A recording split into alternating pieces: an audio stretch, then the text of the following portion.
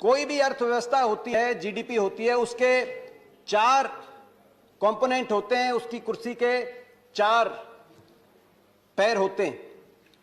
क्या 4 पैर होते हैं? कंजम्पशन, डिमांड कितनी है अर्थव्यवस्था में, निवेश, इन्वेस्टमेंट कितनी हो रही है, एक्सपोर्ट कितना ग्रोथ हो रहा है, और गवर्नमेंट एक्सपेंडिचर। अगर हम 10 साल की यूपीए और 6 साल का आकलन करें आपकी अर्थ जो है व्यवस्था में, इन चारों जो पैर हैं कुर्सियों के किसी भी अर्थव्यवस्था के, उनमें क्या परिस्थिति बनी तो पिक्चर और क्लियर हो जाती है। निवेश की बात करें, इंडस्ट्रियल इन्वेस्टमेंट ग्रोथ रेट जो यूपीए के समय 14% थी ग्रोथ रेट हर साल, वो घट के 2% 2014 से 2020।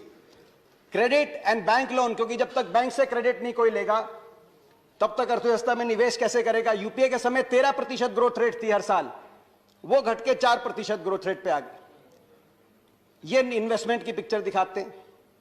अब आए प्राइवेट कंजम्पशन ग्रोथ। आप ही के आंकड़े हैं इसी बजट में प्रकाशित। प्राइवेट कंजम्पशन ग्रोथ यानी कि डिमांड, यूपीए के समय 24% ग्रोथ रेट थी प्राइवेट कंजम्पशन ग्रोथ में हर साल प्रति वर्ष, वो घटकर अब 9% 6 साल में, कोरोना से पहले।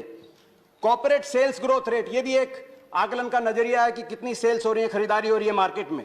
उस समय 12% प्रति वर्ष ग्रोथ रेट होती थी, अब वो मात्र 3% पे आके रुक गई है। तो डिमांड भी नहीं।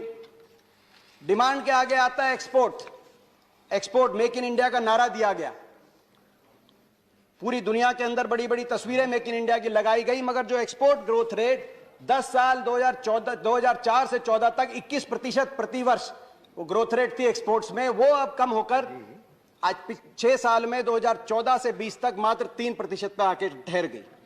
तो एक्सपोर्ट भी नहीं।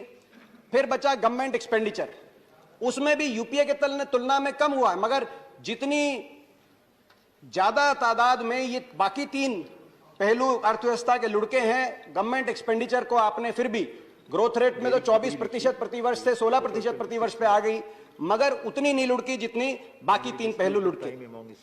इनके साथ साथ अर्थव्यवस्था में स्ट्रेस्ड एनपीए हम सब जानते हैं। अभी भी जनवरी में आरबीआई स्टेबिलिटी रिपोर्ट आई जिसमें कहा गया कि सितंबर 2021 तक 13.5% एनपीएस का रेशो हो जाएगा। सरकारी बैंकों में और भी बुरा हाल है।